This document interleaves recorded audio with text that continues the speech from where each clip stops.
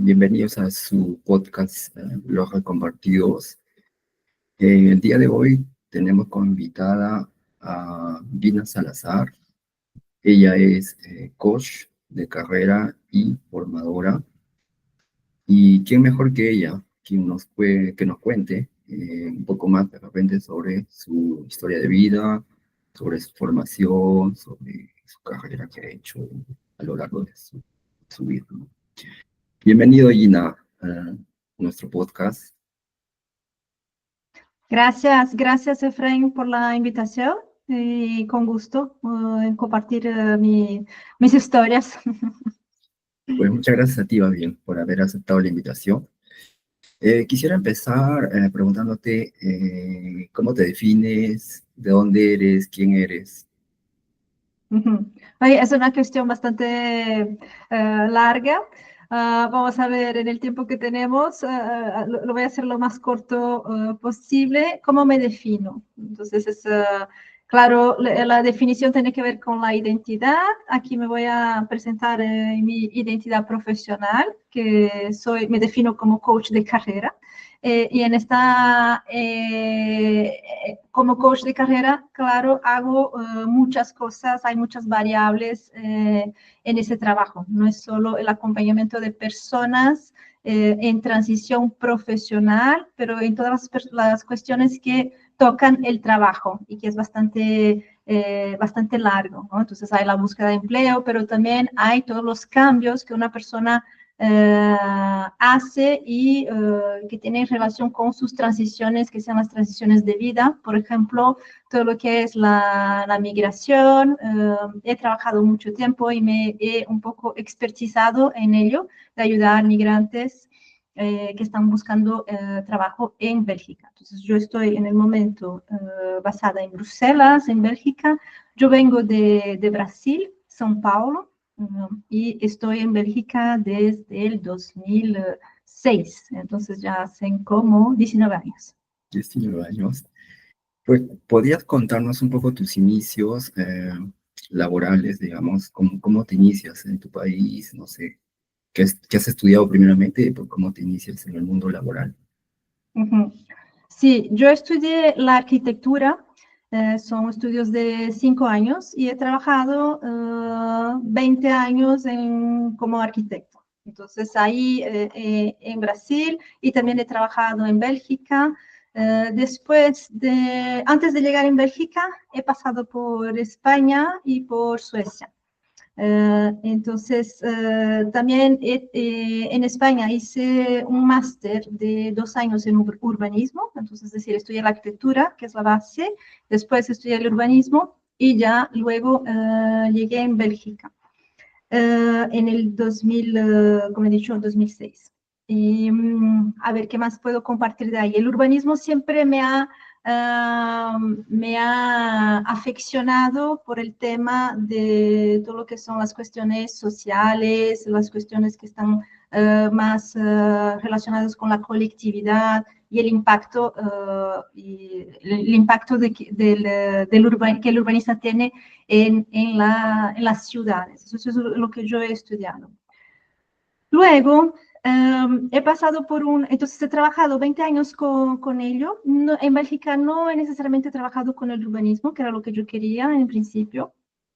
He encontrado más oportunidades en Bélgica en la arquitectura de interiores, y fue donde he trabajado como empleada, pero también como autónoma. Yo tenía una empresa que se ha especializado en hacer renovaciones. Y luego, a partir del 2015, más o menos, empecé a hacer una transición. Entonces, fue donde empecé a interesarme por todo lo que es la comunicación y fui a estudiar la programación neurolingüística. Y entonces desde ahí ya no he parado y me he reconvertido. Entonces pasé como 2 años a reconvertir, a hacer formaciones, después hice la formación de coaching, pero la formación de coaching no, no fue mi primera formación en esta transición. Y luego, entonces, a partir del 2016, empecé ya a trabajar con personas, pero todavía estaba estudiando y también seguía trabajando en la arquitectura. Entonces ahí estaba entre uno y el otro. ¿Cómo llegas a OrientaEuro? Porque yo te conozco de OrientaEuro, ¿ya? Participaste en una sesión de una presentación que hice sobre los mercados, ¿va? Y bueno, de ahí mantenemos un contacto, digamos, ¿no? Eh, entonces yo quisiera saber cómo llegas a OrientaEuro. Ya me hablaste que dices un giro a tu carrera desde 2015 y bueno, ¿no? Esa transición que hablas. Pero ¿cómo llegas a OrientaEuro? ¿Cómo se da tu llegada ahí?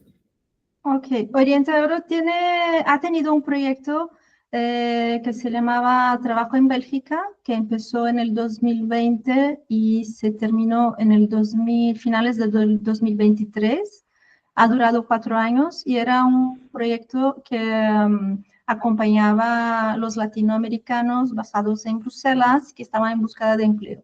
Entonces, yo ingresé en este proyecto específicamente. Era un proyecto que estaba subvencionado por el BDAB, el Fondo Social Europeo y el gobierno flamenco.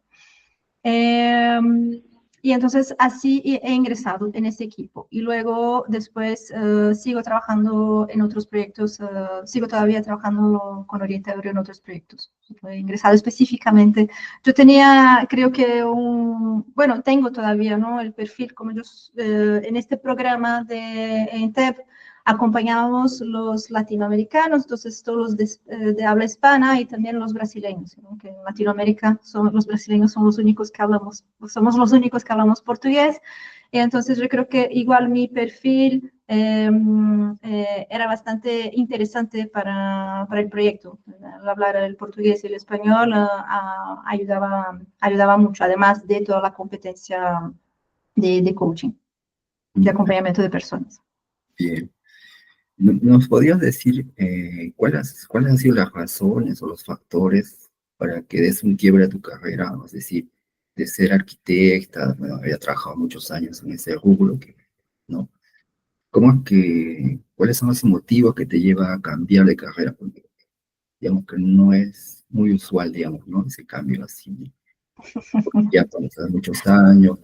¿Ha sido el contexto del país donde has venido o ha sido otras razones, otros, no sé, otros Esta motivos? es una buena pregunta que es interesante con relación al contexto del país. No, no tiene nada que ver con el contexto del país.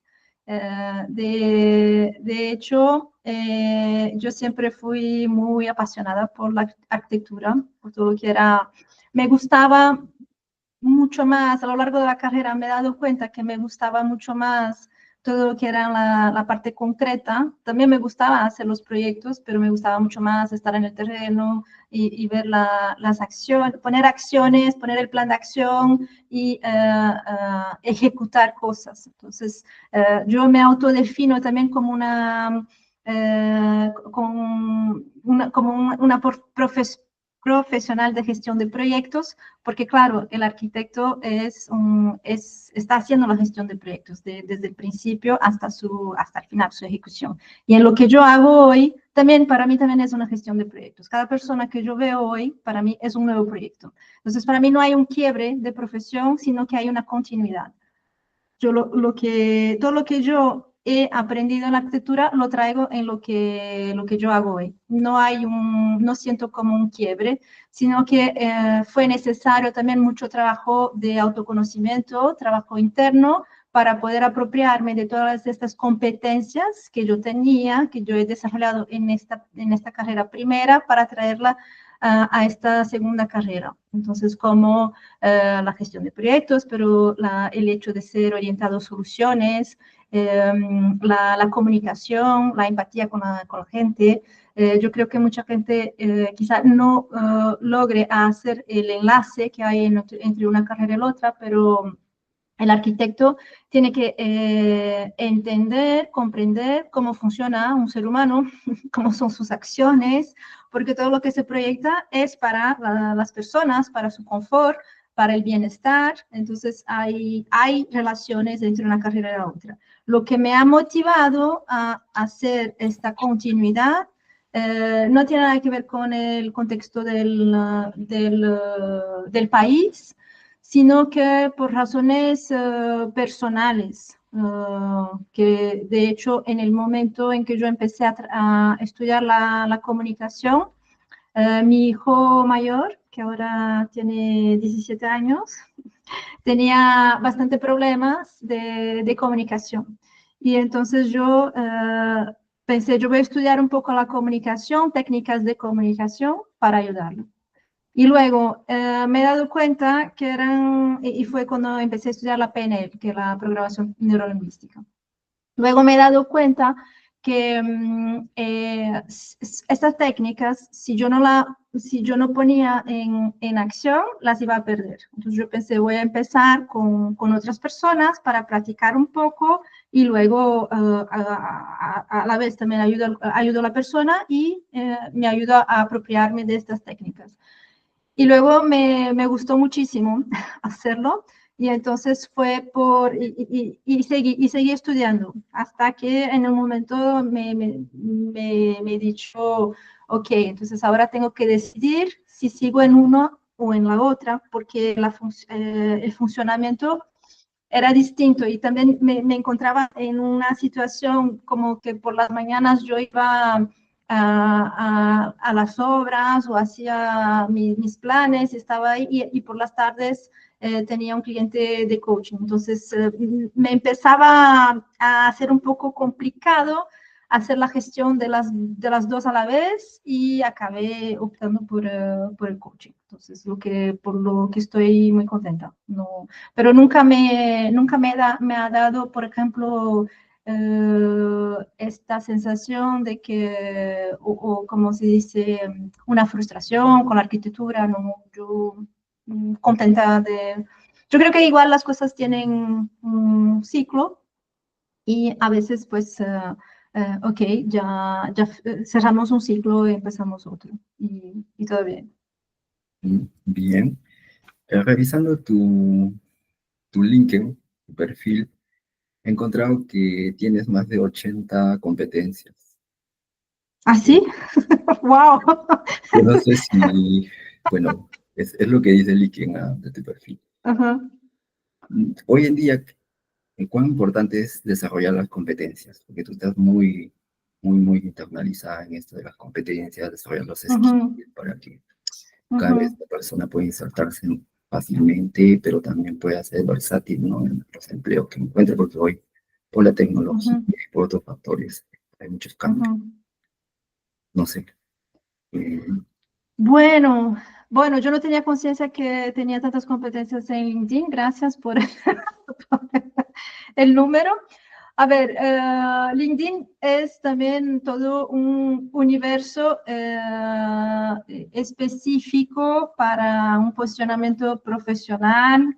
Tener un LinkedIn que es bastante completo o el máximo que se pueda completar nos ayuda también a ser encontrados por personas, no solo tener ahí, porque no solo tener ahí todas estas informaciones y hacer, por ejemplo, para la gente que está buscando un trabajo, no solo para encontrar un trabajo, sino que también para ser encontrado por personas. Entonces, yo me encanta trabajar con LinkedIn y también enseño a las personas cómo utilizar LinkedIn, sobre todo cuando acompaño a las personas que están buscando empleo. Lo cual importante son las competencias, yo diría que es fundamental, sobre todo para todas las personas, todos los profesionales, pero los migrantes en especial, pues cuando cambiamos de país, muchas veces nos encontramos con, claro, muchos retos a la vez y no es que sea la mayor parte de los migrantes, ¿qué es lo que va a pasar? ¿No? Pues llegan aquí que sea este país o que sea un otro país. Algunos llegan y quieren dar continuidad en sus carreras, lo que muchas veces no es posible porque no tienen el idioma o porque les faltan otras competencias que son competitivas en el mercado laboral. Entonces, lo que yo diría claro, la manera que vamos a valorar nuestro perfil es a través de las competencias. Y aún más, yo diría, con el tema de la discriminación, que sabemos que hay mucho en el mercado laboral, no solo por sermos migrantes, sino que por muchas otras razones. Existe, es un hecho, la discriminación existe en el mercado laboral, y una de las formas de, vamos a decir, vencer esto, tener más acceso a las oportunidades, es a través de las competencias, es de desarrollarse. A ver, claro que hay un límite, no podemos desarrollar todo, pero igual desarrollar, si queremos actuar en un determinado sector o en determinada actividad específica, es necesario ver cuáles son las competencias que faltan, cuáles son las que tenemos, cuáles son las que podemos mejorar. Y también hay las competencias que podemos abandonar. Hay algunas que ya no nos van a servir y es ok. Entonces, Tú has ayudado a muchas personas a lo largo de estos años, seguramente. sí. ¿Puedes contarnos de repente de casos, obviamente de manera general tal vez, que te han impresionado, o no sé, o que te han marcado, digamos? Son tantos. A ver, ¿cuáles son los que me han marcado? Claro, hay una confidencialidad también en las historias, ¿no? Entonces, cuando yo recibo una persona que comparte su historia, normalmente en la primera cita, es la cita en donde también vamos a establecer una relación de confianza. Y esta persona me va a contar datos no solo de su búsqueda laboral, pero también hay datos de su vida personal. Claro que cada uno comparte lo que quiera, ¿no? Yo nunca, las personas no están obligadas a compartir, pero ya sabemos que, por ejemplo, hay problemas complementares que pueden impactar directamente la búsqueda de empleo. Vamos a imaginar si una persona no tiene dónde vivir está buscando, por ejemplo, no tiene el idioma, no tiene una serie de cosas, esto impactará su búsqueda laboral. O si tiene problemas en casa, la cuestión financiera. Muchos de los extranjeros que yo he acompañado y pienso necesariamente en los latinoamericanos que hemos tenido en el programa ANTER. Lo que pasaba ahí es que la mayor parte de la gente, claro, no tenía acceso al chômage. No sé cómo se dice en español, no me acuerdo ahora, es el desempleo, pero la indemnización, ¿no? Entonces, financiero, ¿no? Es este soporte financiero que el desempleado recibe. Como el migrante llega y quizá todavía no ha contribuido financieramente, no tenía acceso a estas ayudas del gobierno. Entonces, muchos de ellos tenían una urgencia económica, encontrar un trabajo rápidamente. Nos hemos encontrado muchas veces con esta situación. Entonces, todo esto más que nada para decir que hay muchos problemas complementarios. Yo creo que hay un caso que me ha impactado, para muchos, pero yo he acompañado, por ejemplo, personas, me acuerdo ahora de una señora que vino y que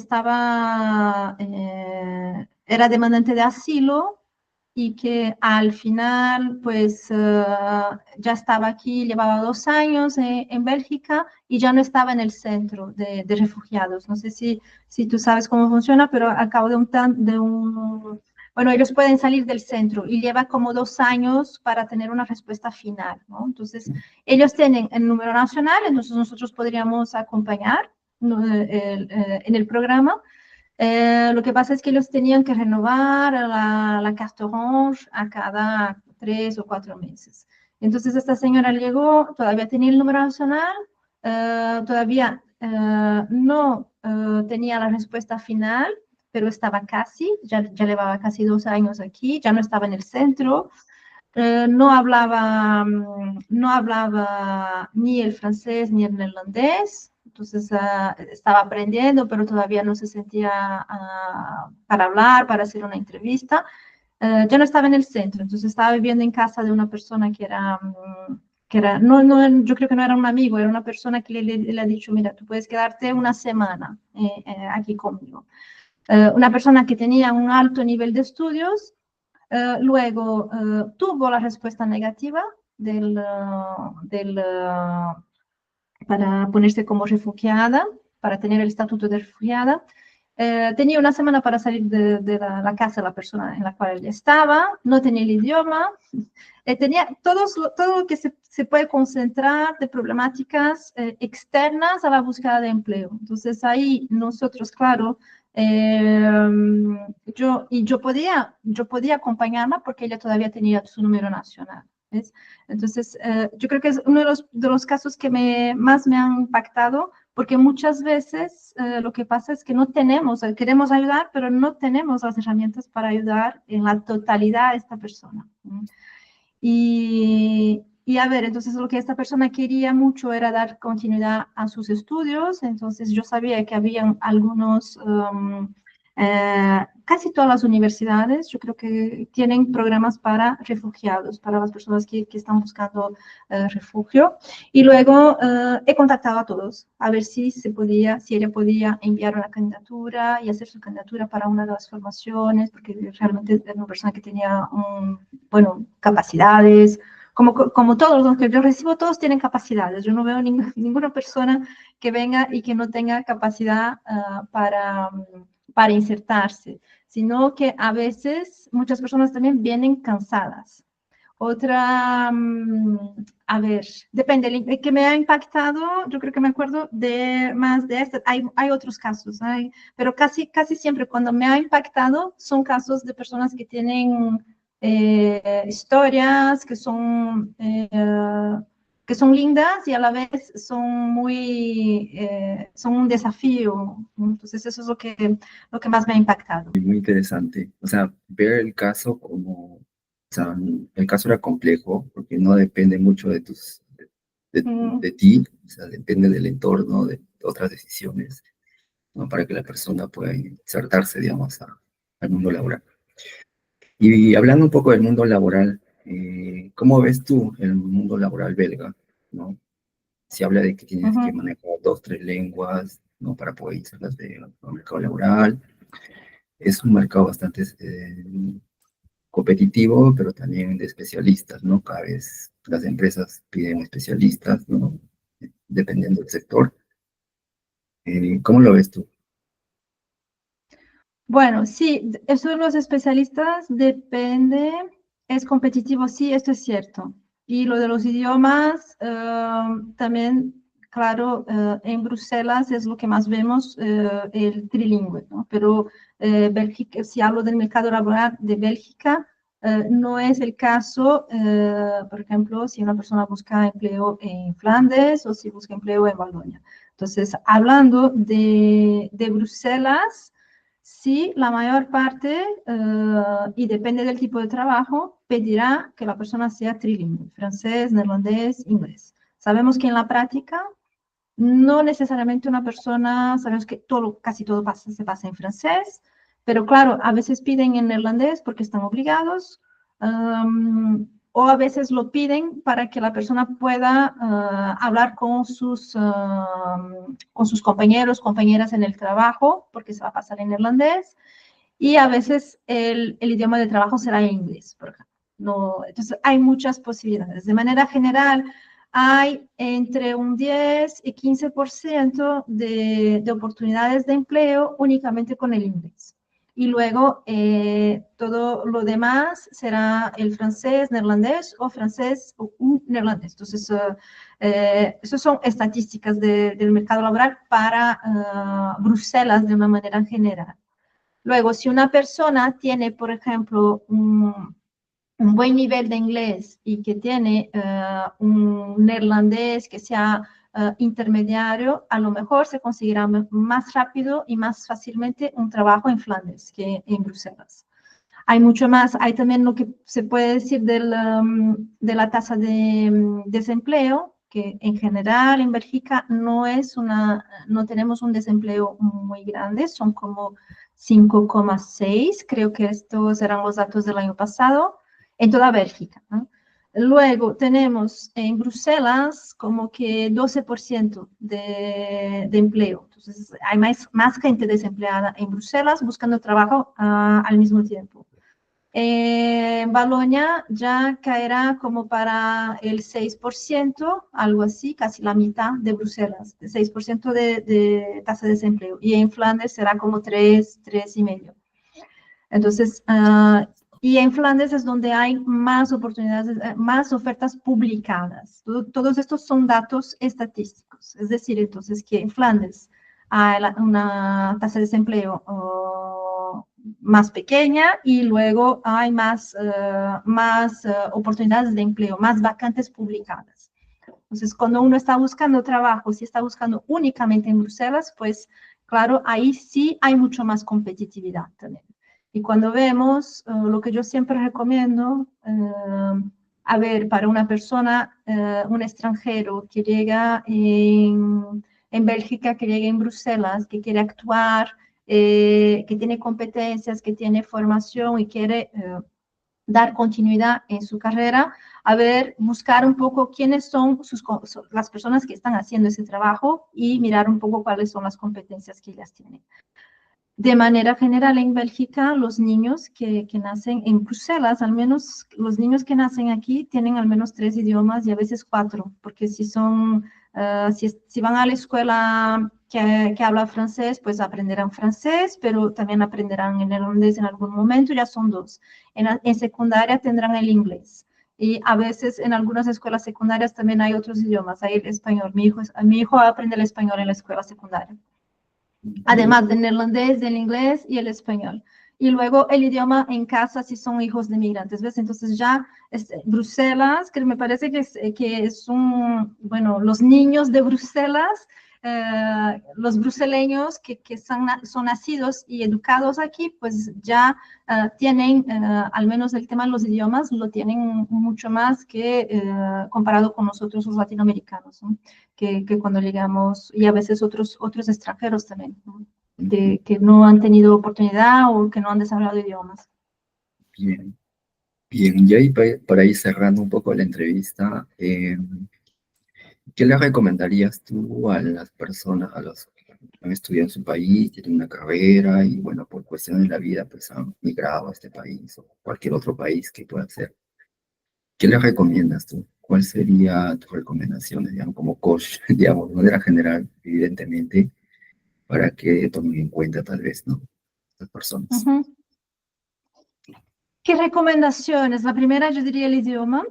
A ver, una pregunta que siempre me hacen un recién llegado, que todavía no tiene ni el francés ni el neerlandés, que llega en Bruselas y me pregunta, ¿qué opinas? ¿Cuál idioma tengo que estudiar? Esto es una decisión personal. Claro que uno de los dos idiomas seguro, pero a la persona de elegir con el cual ella se sienta más a gusto también, porque hay esto, ¿no? A veces cuando a uno no le gusta el idioma, porque no le suena, le cuesta mucho el aprendizaje, porque hay como que una resistencia a ello. Entonces, yo diría la primera cosa, primera recomendación, elegir un idioma, uno de los idiomas nacionales, y alcanzar al menos un nivel intermediario, el nivel que uno pueda ir a una entrevista, que sea el B1 ya es la base del intermediario, un B2, si puedes llegar a un B2, aún mejor, pero con un B1 uno ya puede hacer una entrevista, ya entiende, comprende, puede contestar, a veces con errores, pero muy probablemente con errores, pero no pasa nada, de momento que podemos comunicar.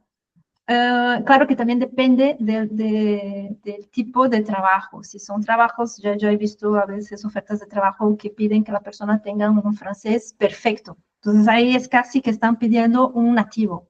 A veces también piden nativo, lo que es una exclusión, ¿no? Entonces, aunque tengamos un nivel muy elevado del idioma, nunca será el nativo. Luego, desarrollar competencias, además del idioma. El idioma es una competencia, pero también ver cuáles son las competencias del trabajo que uno quiere hacer y desarrollarse. En Bélgica hay formaciones para todo tipo de trabajo hay formaciones. Y las oportunidades laborales en Bélgica se encuentran mucho en lo que se llama métier en pénurie. que son las carreras en donde hay escasez de gente. La escasez puede ser porque no hay gente suficiente, porque no hay gente calificada o porque las condiciones de trabajo son difíciles. Entonces, normalmente en estas carreras, y para decir una, informática, todo lo que es relacionado con informática es considerado métier en pénurie, o sea, estas carreras en donde hay mucha demanda, sí, demanda. Luego, entonces, si uno puede, si quiere hacer una formación, seguir desarrollándose, si se desarrolla en una de estas carreras en donde hay necesidad, pues seguro se encuentra un trabajo al final de una formación, que puede ser una formación corta, no hace falta, normalmente estas formaciones no son necesariamente formaciones universitarias, entonces hay formaciones de 6 meses, 8 meses, 1 año, 2 años, lo que sí vale la pena. Y ahí lo que yo siempre escucho, pero a veces escucho esto de gente que tiene 30 años y ya está cansado. No quiero estudiar, o ya estoy viejo para estudiar. Y a veces la persona tiene 30 años. Entonces, le entiendo porque yo siempre me pongo también en el no juzgamiento de la percepción que uno tiene o de cómo. Y depende, si la persona empezó, sabemos que en Latinoamérica muchas veces empezamos temprano a trabajar, porque si no es así, es difícil estudiar o es difícil seguir viviendo. Entonces, a veces hay gente que empezó a trabajar con 14 años, con 15 años, y claro, llega a los 30 ya está cansado, porque ya está siempre en esta situación de tener que sacar adelante.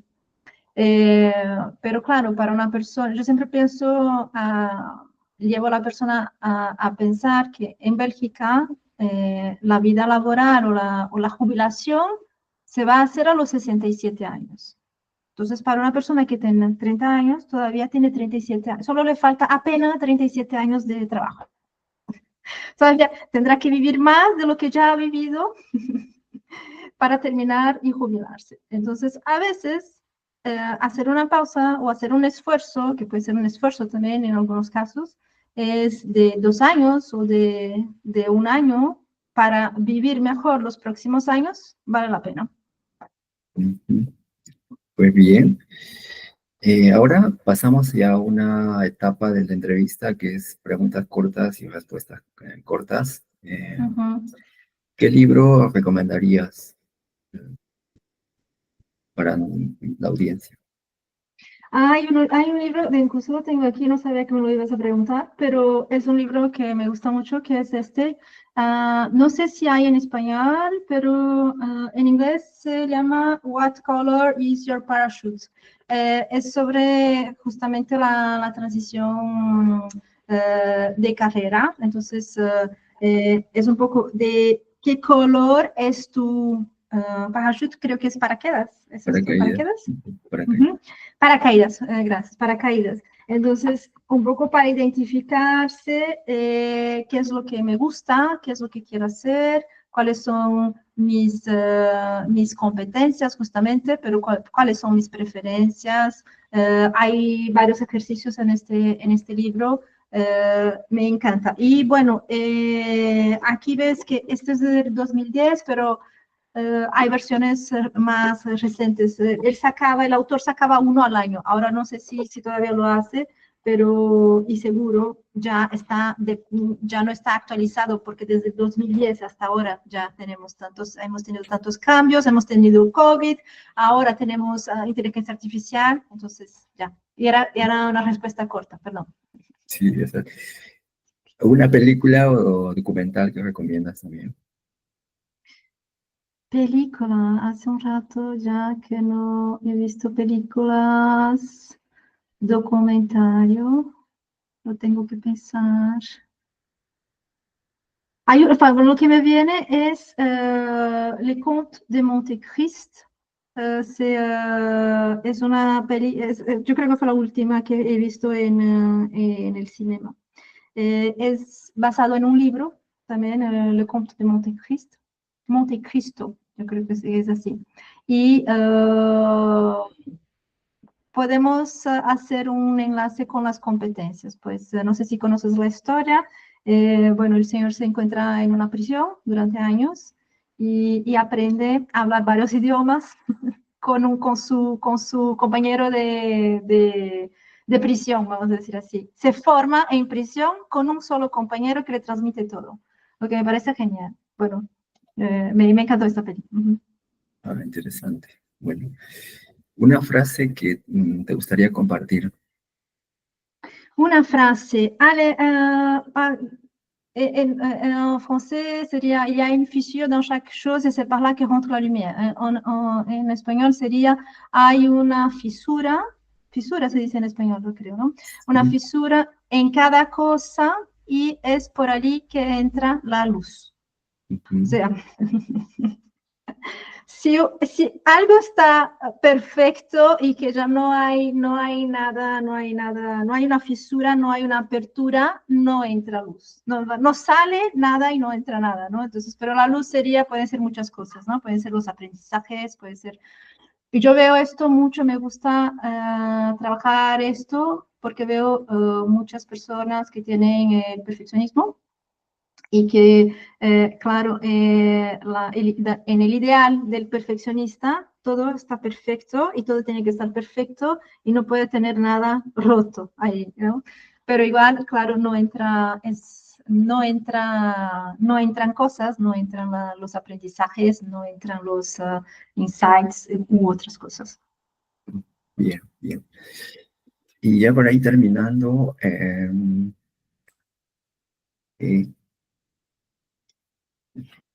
tu comentario, no sé, una reflexión final, ¿no? Sobre todo lo que hemos hablado, no sé, o algo que no has dicho y te gustaría compartir con la audiencia. Algo que no he dicho y que me gustaría compartir. Yo creo, hay algo que yo siempre trabajo con las personas. Muchas veces no es un problema de cuando una persona, puede ser que yo tenga una persona que sí tiene los idiomas, tiene las competencias y todavía le cuesta encontrar un trabajo, ¿no? También tenemos clientes que también son belgas. Me he expertizado más en los extranjeros, pero también tengo clientes a veces con belgas. Hay una cuestión de confianza en sí mismo. Entonces, y si hablo de los latinoamericanos de manera general, hay como una síndrome del perro callejero en Latinoamérica de manera general. Entonces, que todo lo que viene de afuera es mejor, que son mejores que nosotros. Entonces, llegamos en un país que no es el nuestro, y con esta mentalidad de que ellos son mucho mejores que nosotros. Y lo que no es cierto y lo que muchas veces nos pone o pone esta persona en una situación de, claro, baja confianza, baja autoestima. Entonces yo diría que cada persona tiene algo para aportar en este mundo, que sea en este trabajo de manera general. Entonces, es poner un poco de luz ahí donde hay, qué es lo que quieres aportar y confiar que uno puede hacerlo, ¿no? Que cada persona es única y que tiene algo que aportar en el mundo de manera general. Entonces yo diría esto. De acuerdo contigo. Y bueno, todas las personas que quisieran contactarte contigo, tomar, no sé, de alguna manera saber sobre ti, sobre tu trabajo que haces, ¿dónde se tendrían que dirigir o dónde te pueden ubicar? Bueno, LinkedIn, yo siempre estoy en LinkedIn, entonces esto sería un buen encuentro para conectarse. Entonces, mi LinkedIn es, yo creo que es Gina Salazar. Bueno, lo pone ahí. A ver, tendría que ver cuál es no me acuerdo cómo se pone ahí, pero yo creo es el principio del LinkedIn. Luego sí, Gina, tiré, que es ¿cómo se dice esto, Efraín? Cuando es un tiré, Guión. guión, gracias, un guión, Salazar, y, ay, no te veía, ahora te veo. Entonces, ahí sería un buen encuentro porque yo me conecto con todas las personas que quieren conectarse, que me envían mensajes por ahí. Si no, yo tengo un website también que se llama, yo soy profesional autónoma, entonces trabajo también, tengo tengo mi propia empresa que se llama eGrow. Entonces, tengo mi website, te lo puedo enviar después, pero se llama Claro, egrow.be. ya me lo envías y bueno, lo ponemos abajo. Y después hay todos los proyectos de Orienta Euro que son por públicos y ahí es únicamente la gente que está en Bruselas y es separado por públicos. Entonces ahí también la gente puede recibir acompañamiento gratuito, pero claro, únicamente para los que están en Bruselas. Y ahí hay 3 programas. Hay programa para jóvenes entre 18 y 29 años. Tenemos un programa abierto a todos los públicos, todas las edades, entre comillas, porque ahí sería hasta 49 años. Y luego tenemos 50 plus, que son para personas con más de 50 años. Yo de momento estoy acompañando en el 50 plus, entonces ahí también me pueden encontrar. Y también tenemos el programa que teníamos, que es Trabajo en Bélgica, que lo teníamos, que se terminó. No tenemos más los acompañamientos en presencial, ni todo lo que hacíamos antes, pero esto se ha convertido en un programa online y es gratuito para todos, aunque no estén en Bruselas. Es un programa online que tiene sesiones grupales como que 1 o 2 veces al mes. Entonces ahí también, si quieren, pueden inscribirse ahí y eso es 100% gratuito. Pues bien, Gina, muchas gracias por tu participación, por tu tiempo. Hay muchos temas que me hubiese gustado hablar contigo, pero ahora de repente alguna oportunidad más adelante. Gusto, Gina, Igualmente. y a los que nos ven, pues agradecerles también por estar ahí. Y no se olviden de suscribirse al podcast Los Reconvertidos. Así pues, será hasta la próxima ocasión y nos encontramos de aquí en la próxima entrevista. Muchas gracias. Gracias a todos. Chao, Efraín, chao. Chao, chao.